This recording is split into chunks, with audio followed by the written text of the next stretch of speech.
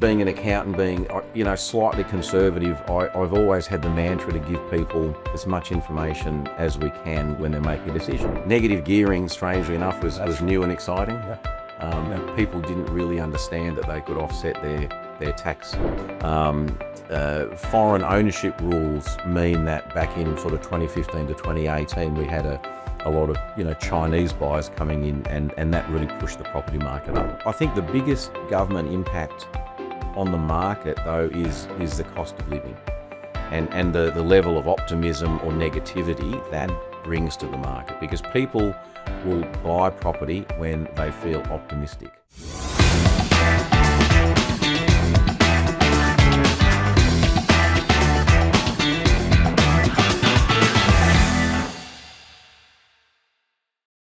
And welcome back to another podcast with GeoNet Properties and Finance Group, and also our group of companies where we try and bring you professional opinions, professional real estate developers, also property managers, and everybody across the entire real estate industry. We like to bring them here for you. It's one of our biggest privileges is to actually host some people today. A delegation from the Stone Real Estate Group, headed up by Mr. Marshall Cobb. We really appreciate you guys coming down here, but yourself, welcome to the podcast, mate. Thank you very much, Mark. Thank you. Pleasure to be here. Pleasure to be here. It was a surprise, but pleasure to be here. We like to make sure surprises are part of our... Fantastic. Yeah, we like to make sure that we get you at least for some content that could be relevant to people that are thinking about Bali, but people who are... industry heavyweights, as you probably wouldn't say it yourself, but given the fact that I'm going to read your rap sheet. I'm just going to read your rap sheet a little bit, because a good introduction goes a long way. So for 20 years, Marshall has been involved in the delivery and sale of brand new and off-plan property in all areas of Sydney. Mm-hmm. You've had extensive success in marketing small, medium, and large projects across all stages of the property cycle, including apartments, townhouses, house and land packages, right? It has been said that your enthusiasm, talent, and experience are an enormous asset to the Stone Real Estate brand. That's from the marketing department. It sure is. It sure is. But they say that, I mean, it's in quotes on your bio as well. You are the licensee in charge of Stone's new projects division. Correct. So that's a hell of a rap sheet. Where do we sort of start with that? Maybe give us a little bit of an insight into your role over at Stone Real Estate. Well, maybe I can back up to where it all began. Great. So I like that. You like that? Yeah, I do. So I was born in Canberra a long time ago. Finished school there, went to ANU and did an economics degree, economics and accounting. Mm-hmm. Spent 10 years doing tax accounting and financial planning work. And what I found was a lot of people were doing tax for, financial planning for, are super interested in buying property. Yeah. So in fact, I did 20 years worth of property sales in Sydney, but prior to that, I was in practice for 10 years in Canberra. Right. So I remember my first property sale, the accounting firm that I was working for, the principal there had done a deal with Defence Housing, and he sent me out with some clients back in like 1991, to give away part of my age potentially, and they'd organised a house and land builder in Canberra to build house and land for Defence Housing, Defence personnel, and these came with a 15-year guaranteed government lease. Yeah, right. And I remember, and I'm 21 years old, I've thrown some clients in the back of the car, and the northern part of Canberra, Gungahlin, was cow paddock. No roads, no civils were cut in, but I was handed this map, and I had to go and work out not only where the block of land was that people were meant to be looking at to buy, but where are the roads? Where do we go? So we're literally opening farm gates, right, driving through with the clients, which actually made it heaps of fun, and we're all trying to find on this map where these properties were. Okay. And that really opened my eyes to the fact that people love real estate. Yeah. They love real estate. The lease, the guarantee was a real asset in that. Lease? Yeah. Because it's Canberra, right? leasehold ownership in Canberra, correct? Yeah, 99-year lease, yeah. But also the lease to the Defence Housing Department. Yeah. Never miss a payment. House was, government cared and maintained all the way through, given back in 15 years, fully painted, fully carpeted, done. So that was my entree into real estate. And again, from Canberra, we made a lot of those sales. We made a lot of sales in Sydney over that 10 years I was in Canberra, a lot of sales up through the Gold Coast and Brisbane as that was all developing as well. This is pre-internet. Oh, yeah, pretty much. Pre-internet or just the beginning of the internet. Yeah. We used to have, when I started accounting, our screens were green or orange. Dot matrix. And it was amazing when colour ones came in. That's right, the dot matrix. Dot matrix printers. Well, we had fax machines. Of course. It's crazy now on websites and everywhere I look, there's still a space for people to write their fax number. I know. But it's all zeros. No one even has a fax machine anymore, right? Yeah. But we use fax machines, back in the day. And it's amazing how things have changed. Was it a good market? Do you think that the investors had a good product in that? That was a good product. Yeah. That was what made it a good product? That was a good product because the builder was well known. The Defence Housing Department, clearly government department. Amazing. The 15-year lease. So the benefit of that, and I've got to say that was one of the best products that I'd ever sold. Yeah. The benefit of all those elements working together was just a really comfortable investment for the buyers. And I guess back then, and being an accountant, being slightly conservative, I've always had the mantra to give people as much information as we can when they're making a decision, whether it's an apartment on the Gold Coast, an apartment in Sydney, a townhouse or a defence housing property. Just give them as much information because, I want them to make a good decision. Sound decision, based on facts, based on everything that could possibly pull together. Yeah. So at a young age, you knew that, you were joining the dots and going, oh, wow, this is how people start making money properly, right? Absolutely. And we were doing financial planning, like an overall financial plan. So people had super, they had shares, they had managed funds, but they really wanted property. Yeah. And I just sort of was falling more and more into that property realm. And then in 1999, I moved to Sydney. And I moved to Sydney because LJ Hooker were looking to set up an investment property division. So I had a couple of partners, but we ran a company, investment property division for LJ Hooker. And we ran workshops all around Sydney for each of the LJ Hooker franchises. That ran for 6 years. And every week we're up doing a workshop of some sort. I spoke at some... Take me through what the workshop sort of format was. 1 hour. Negative gearing, strangely enough, was new and exciting. Yeah. People didn't really understand that they could offset their tax payable with a negatively geared investment property. Which was kind of new at that point because this was the John Howard era, right? Yeah. And also people just hadn't really jumped on the property investment bandwagon. It was rich people, they did that, but normal punters in the street, all of a sudden they could afford to buy an apartment when they understood the tax benefit, when they understood the depreciation schedules around that and the tax benefits. And then the net effect of picking up some rent, getting a tax refund, and then how much extra do I need to chip in to make the payment? Yeah. And when you ran the numbers, it was always $50 to $100 a week. It wasn't a big number. Yeah. People are amazed by that, by just how cheap it was to hold on to those properties. And as interest rates in Australia actually were declining, that gap, that actual cash cost gap was shrinking to the point where interest rates at their lowest, everything was reasonably positively geared from a cash flow point of view. Feels like a bygone era now.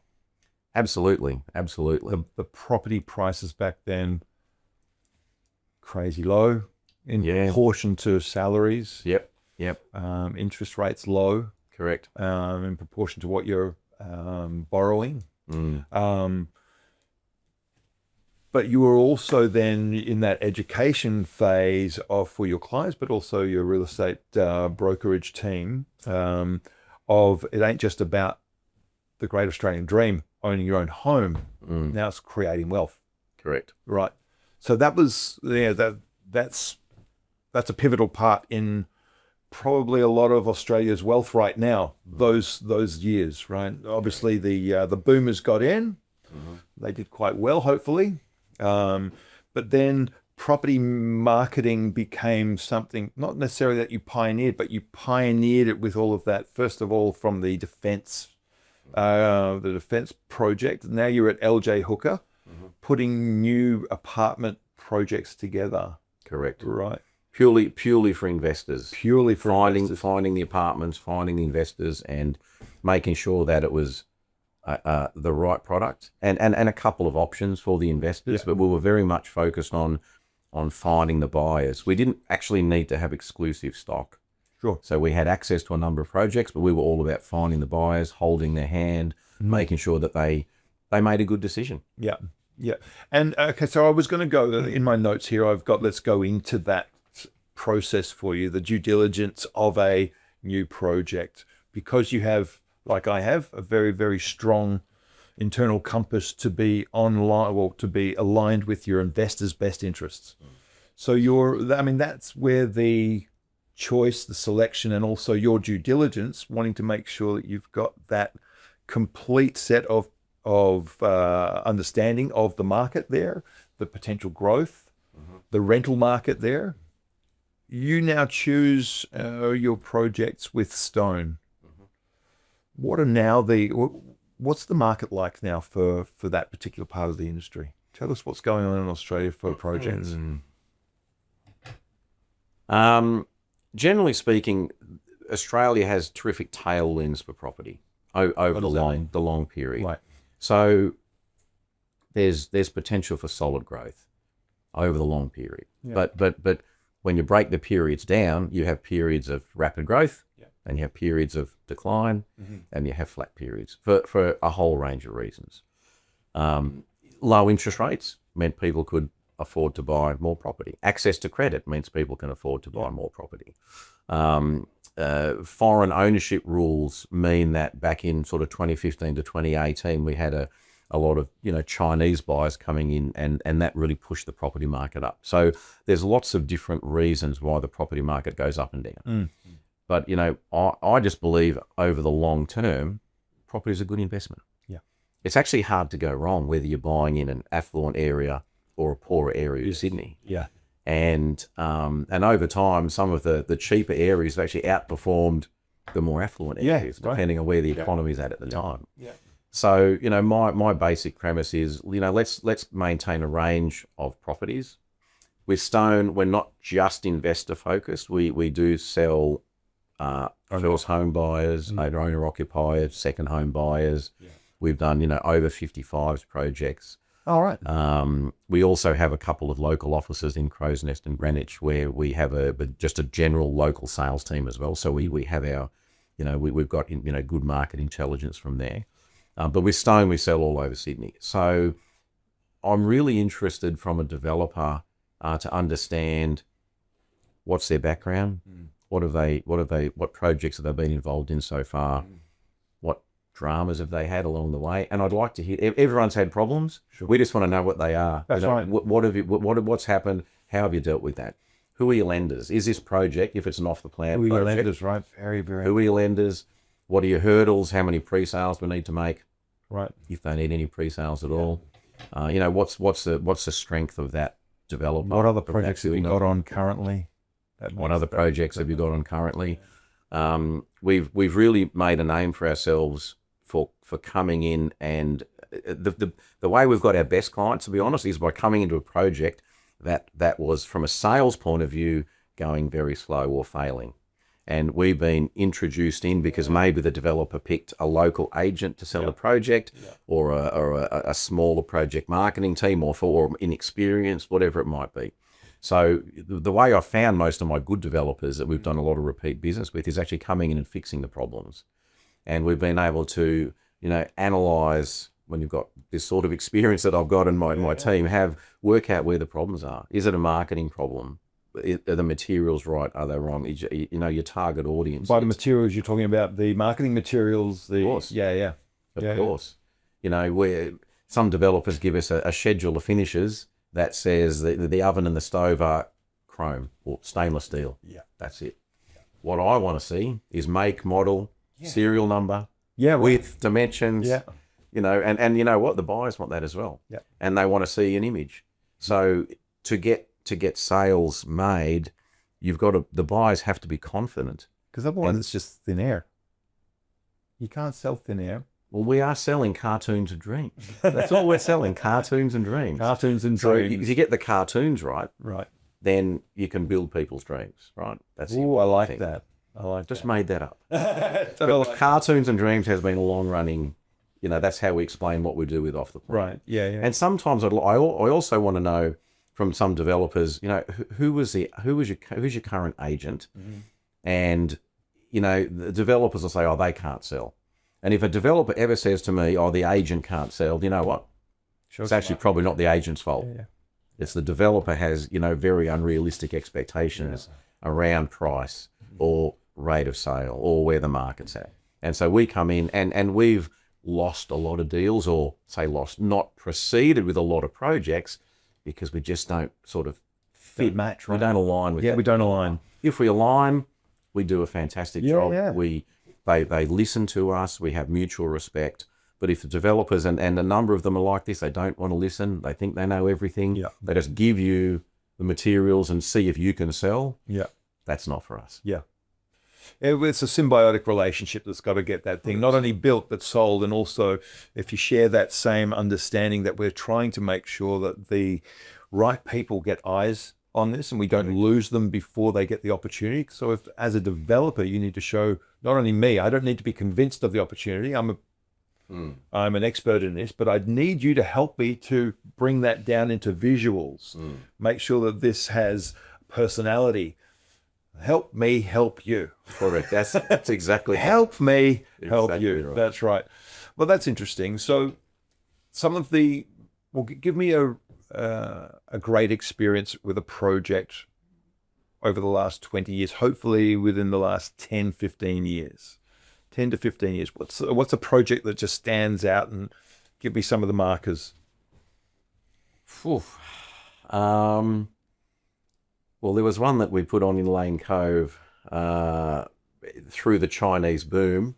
Right. And it was the third project for a developer that we work with. We tend to build long-term. Developer. Great. Yeah, third project. The relationship's already there. You're on the same page. Absolutely. Teams are locked in together. Correct. Great communication. We've been involved from the very beginning. They know the model. Yeah, exactly. So we'd been involved from the very beginning in bidding for the land with them. So doing the due diligence on the bit of dirt or the old house that was there. What can we sell the finished product for? Yeah. What do the buyers want in terms of schedule of finishes? Who will be the buyer? Yeah. It's in Lane Cove. I live in Lane Cove, so I know that market very well. And we'd done other projects in Lane Cove, so it's very clear where the buyers were coming from. So we'd been intimately involved from the start. Yeah. Websites were built, brochures. We had our our grubby hands all over the marketing all the way through. Yeah. We also had and still do have an internal sales team. Yep. Nice tight little team. And we have a number of what we call channel agents who, if we have a tiny little small project, we can do ourselves. But if we need a bit more horsepower, we can take it out to our and then that internal team will be mainly the people that take the clients to the site or all that type of stuff. Correct. Because channel agents might be a financial planner, an accountant, a group who specialise in, say, Chinese buyers, a group who specialise in, say, Indian buyers, we've got Russian buyers. So there's different people who sell through relationships, but they need something to sell. So we maintain our stock list, and we make it very easy with our internal sales team for them to pick up the phone and say, hey, Cameron, hey, Johnny, hey, Carl, hey, Marshall, I've got a buyer and we're looking at your project. So we'll be saying, great, bring them in. Let's bring them through the sales office. Let's have a conversation and let's talk that through. So we have an app and all our properties on there, price list, information, and these channels, they sell for other people as well. But if we've got something that they like, happy days, bring them through. And we were in a very strong market when this one was sold. I'm going to guess 2016, 2017. Oh, yeah. We call the Chinese boom. Now they can the Chinese are limited on funds they can bring out from China. Back then it was a unlimited situation. The exchange rate was heavily in their favour. the Australian government was allowing foreign ownership and buying into new projects. So there was a lot of. There was also that major education, like overseas education, university student boom as well throughout that time. Yeah, absolutely. Yeah, they wanted to send their children out here and buy them a property, and they live in that while they're at uni, and hopefully get their permanent residency and stay. Right. Yeah. So that particular project, we did all the work, and this is it's 12 months of planning to get a project on the market. It can be longer. 12 months. It can be longer. Well, from the time you bid for the project, right? And this one you had a DA on the project. Yeah. If you're waiting for DA in planning, you're a 2-year process. Yeah, right. We're not getting a buck. Yeah. Until this thing's launched, we might get a little bit on exchange and the rest on settlement. So we've got projects that have run out for 3 and 4 years. Wow. This one in particular was about 12 months from the time we bid and the developer purchased a site, all the marketing's put together, construction certificates put together, schedule of finishes chosen, and we got to launch day, and we farmed out the marketing material. It was mid-morning, and my business partner at the time, Carl Heath, and I went out for lunch, and we came back, and the market was so hot that we had names and reservations against every single property. Oh, every single property. Wow. And that would be the fastest sellout that we had.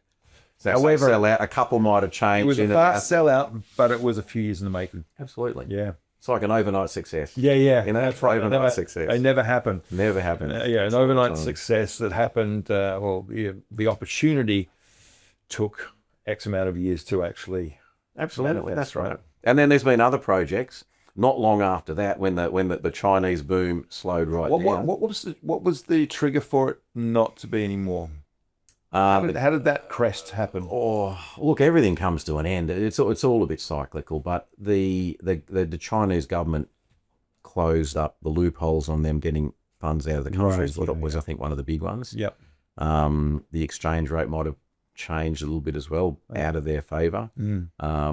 And I think that then I heard that the Chinese market was sort of more heading towards looking at Canada and some other more visa friendly countries. Yeah, right. So when you start to change and make foreign ownership a little more difficult, and we doubled the stamp duty, and we brought in rules about where you couldn't leave a property vacant, you had to have it rented out, because we have a rental crisis in Sydney, right? Right. So the government just made it progressively harder on the back of a bit of public outcry about, international buyers, foreign buyers coming in and buying it at the expense of the local Australian people. Shed some light on the volatility that the Australian market has experienced based on government changes to policies. Just, I'll give you some context, because contextually we're here in Bali. Contextually, we, as GeoNet Properties, we sell predominantly to Australians that come to us with a slew of reasons why they're pulling their money out of Australia, or they're pulling their assets, or they're selling their assets, or they're leveraging their assets in Australia to buy something cash flow positive. But we call it a perfect storm that we're in here in Bali, because of what we provide on some of our projects that we've spoken about before. But the context of what you have had to, I guess, mitigate when it comes to the buying process, the purchase process, take me through some of that government legislation, things that the Australian buyer, the Australian real estate investor has had to cop, for want of a better word. Look, Australia's very heavily governed, very heavily taxed. Yeah. We pay stamp duty when we buy property, big stamp duty. And that keeps baby boomers in their family home. That's 5 and 6 bedrooms, and there's 2 people living in it, and they really should. And they're probably living on the ground floor, living in 2 rooms, and the rest of the house is sitting there. Yeah. But for them to move out, they're hit with this big stamp duty to move into something else. So stamp duty is a problem for everybody. First home buyers, they have to save up a deposit for a property, but also the stamp duty cost. Now there are at times some government benefits around free stamp duty, free mortgage insurance. You've got land tax if you're an investor, And so some investors who got property in New South Wales will then go and buy a property in Queensland to try and, otherwise your land tax just adds on. There's no extra tax-free threshold. You've got governments who talk about eliminating negative gearing every time there's an election. You know, that scares That's really people scary. as well. I think the biggest government impact on the market though is the cost of living, and the level of optimism or negativity that brings to the market, because people will buy property when they feel optimistic. Yeah. And maybe they've just got a new job and they're optimistic. Yeah. On a micro level, but on a macro level, when the market's strong and there's a lot of buyers, it's because people are optimistic about the economy. And, you know, I've been having a lot of conversations about this recently, where the last 3 or 4 years, cost of living has progressively got worse and worse and worse as interest rates more and more expensive. Absolutely. Well, interest rates have been going up and up and up. Yeah. Wages growth is almost zero. Property, and what that's done is it's made people feel a bit negative about the property market. So I know our projects where we have first home buyers, for example, they're slow. You know, we're chipping away. Every buyer is an ordeal. Yeah. Finance is difficult. And as interest rates have been going up and up and up, their borrowing capacity is less and less. Yeah. And they're saying, well, why would I buy off the plan now when in 12 months' time interest rates could have doubled again and the bank may not even lend me the money? So there's all this negative sentiment, despite me saying before there's all this tailwinds for Australian property. And I believe, you know, over any 10-year, 20-year period, you're going to go from here to here in terms of capital value. But along the way, it's difficult, and people's individual circumstances are very difficult. What I'm feeling now, yesterday, and this has been coming a while. So yesterday, for the first time in 4 years, the Reserve Bank dropped the interest rate by 0.25. Yeah. And I was reading yesterday as well. Prior to that, there were people protesting outside the Reserve Bank building. People protesting. That's Sign of never the happened. times, right? Not that I know of. Never happened before. Sign of the time. Because the cost of living is difficult now for people. And part of the reality is 30% of people in Australia have a mortgage, 30% own their property, and 30% are tenants and may never want to own a property, or they've got investments. The only people that are being hurt by the mortgage or the interest rate being up is the 30% with a mortgage. They're the ones who can least afford, you know, least afford that to happen. Would you say that that's then, obviously, if you've got a mortgage in an investment property, your own home's different. Absolutely. You can't necessarily pass it on to your tenant, right? Correct. Yeah.